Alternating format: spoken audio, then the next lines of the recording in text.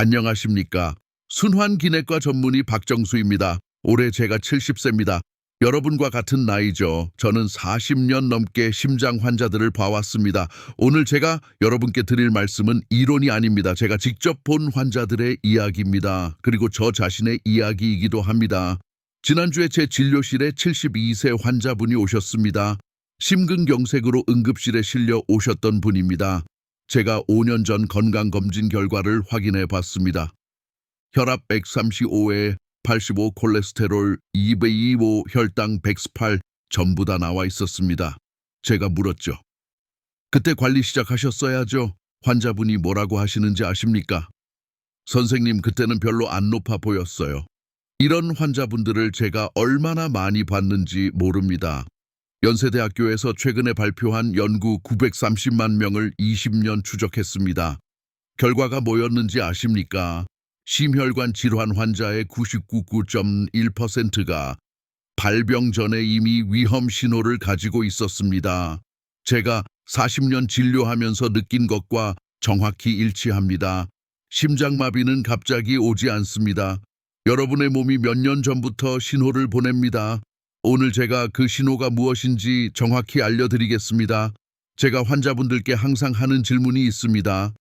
마지막 건강검진 언제 받으셨습니까? 결과는 어떠셨습니까? 대부분 이렇게 대답하십니다. 작년에 받았는데 별로가 뭡니까? 제가 지금부터 정확한 기준을 말씀드리겠습니다. 메모하십시오. 첫 번째 혈압입니다. 정상 혈압은 120에 80 미만입니다. 여러분 혈압이 얼마십니까? 125, 130, 135, 선생님 140도 안 됐는데요. 이렇게 말씀하시는 분들이 많습니다.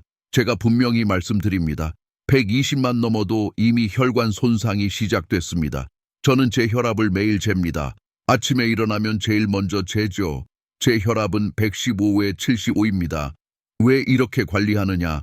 제가 환자들을 너무 많이 봤으니까요. 혈압이 높으면 어떻게 되는지 제가 압니다. 혈관이 24시간 압박받습니다. 혈관벽이 손상됩니다. 거기에 염증이 생깁니다. 콜레스테롤이 쌓입니다. 그리고 어느 날 혈관이 막힙니다. 제 환자 중에 한 분 혈압 145로 2년 방치하셨습니다. 약 먹기 싫어서요. 결국 뇌졸중 오셨습니다. 지금도 왼쪽 팔다리가 불편하십니다. 약 한 알 하루에 딱 한 번 그것만 드셨어도 막을 수 있었습니다. 여러분 혈압 102 이상이시면 다음 주 안에 저희 병원 오십시오. 두 번째 콜레스테롤입니다. 총 콜레스테롤 200 미만이 정상입니다. 200에서 239는 경계선 240 이상은 위험합니다. 많은 분들이 오해하십니다. 선생님, 저 고기 안 먹는데요? 채식 위주로 먹는데요? 관계없습니다. 콜레스테롤의 80%는 우리 간에서 만듭니다. 음식은 20%밖에 영향을 안 줍니다. 제가 작년에 진료한 환자분 완전 채식주의자이신데 콜레스테롤이 260이었습니다. 유전 스트레스, 운동 부족 이런 것들이 더 큰 영향을 줍니다. 콜레스테롤이 왜 위험한가? 혈관 벽에 쌓입니다. 제가 심장 수술 많이 받습니다. 혈관을 열어보면 노란 기름 덩어리가 꽉 차 있습니다. 혈관이 70% 막혀도 증상이 없습니다. 80% 막혀도 모릅니다. 90% 막히면 그때 가슴이 아픕니다. 그런데 그때는 이미 늦었습니다. 콜레스테롤 200 넘으시면 약 드셔야 합니다. 저도 콜레스테롤 약 먹습니다. 제 콜레스테롤이 195인데도 먹습니다. 왜냐하면 제가 당뇨가 있거든요. 당뇨 있으면 콜레스테롤 더 엄격하게 관리해야 합니다. 세 번째 혈당입니다. 공복 혈당 100 미만이 정상입니다. 100에서 125는 당뇨 전 단계, 126 이상은 당뇨입니다. 많은 분들이 이렇게 생각하십니다. 105인데 당뇨는 아니네. 틀렸습니다. 100만 넘어도 혈관은 이미 망가지기 시작합니다. 제가 당뇨 환자들 얼마나 많이 봤는지 모릅니다. 당뇨는 혈관병입니다. 고혈당이 혈관을 망가뜨립니다. 심장혈관, 뇌혈관, 신장혈관, 눈혈관 전부 다 망가뜨립니다. 그리고 또 하나 당뇨가 있으면 다른 약들이 잘 안 듣습니다. 혈압약 먹어도 혈압이 잘 안 떨어집니다. 콜레스테롤 약 먹어도 효과가 떨어집니다. 제 환자분 중에 혈당 109로 5년 방치하신 분, 지금 인슐린 맞고 계십니다.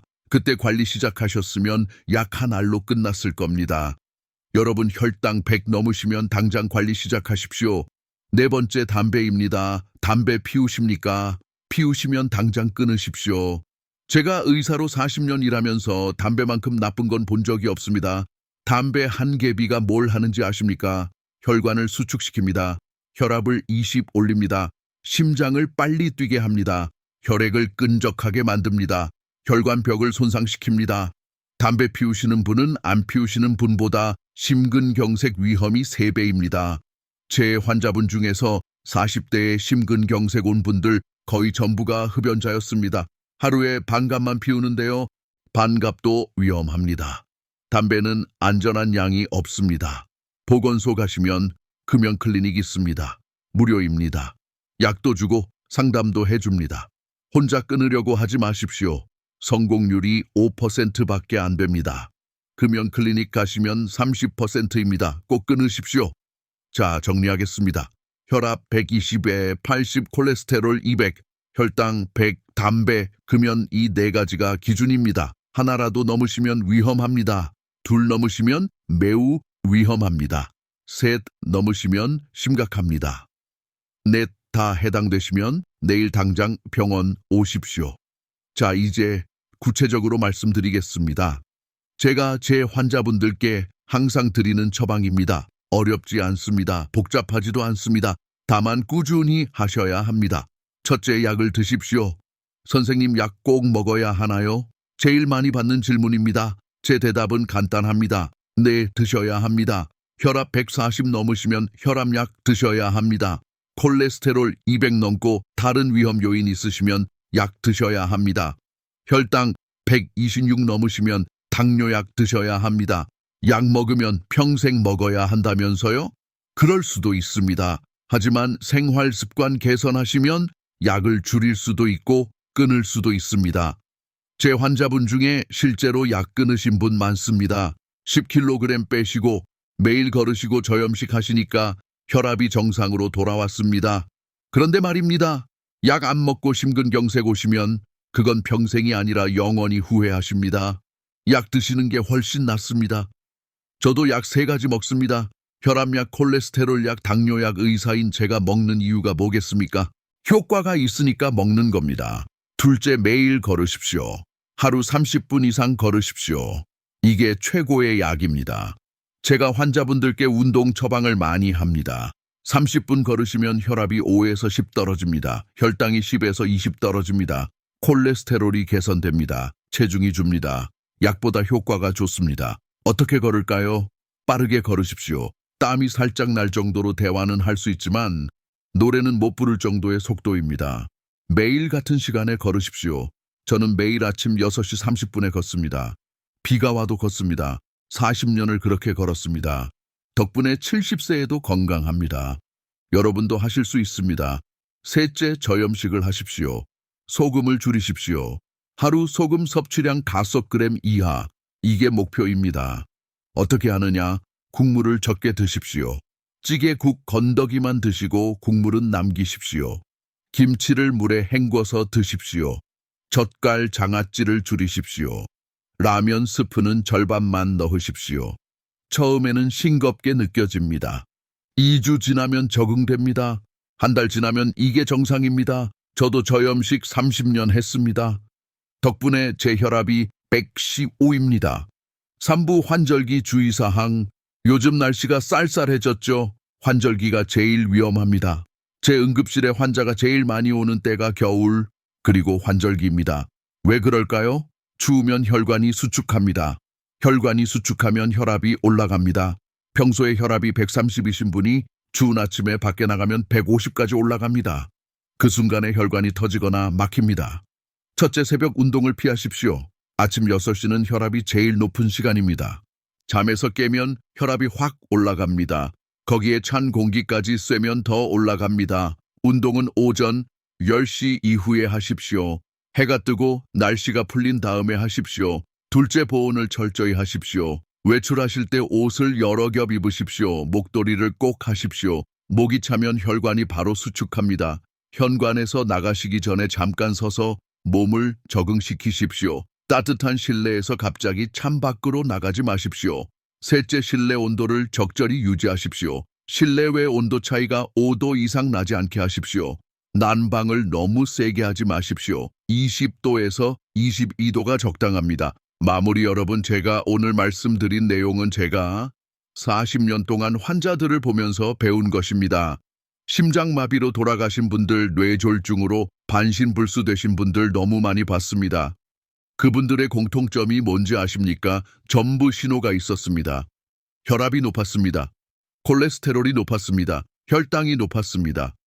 담배를 피웠습니다. 하지만 무시했습니다. 아직 괜찮아, 조금만 높은 건데, 그러다가 쓰러졌습니다. 여러분은 그러지 마십시오. 오늘 이 영상을 끝내시면 3가지를 하십시오. 첫째, 건강검진 결과지를 찾으십시오. 4가지 숫자를 확인하십시오.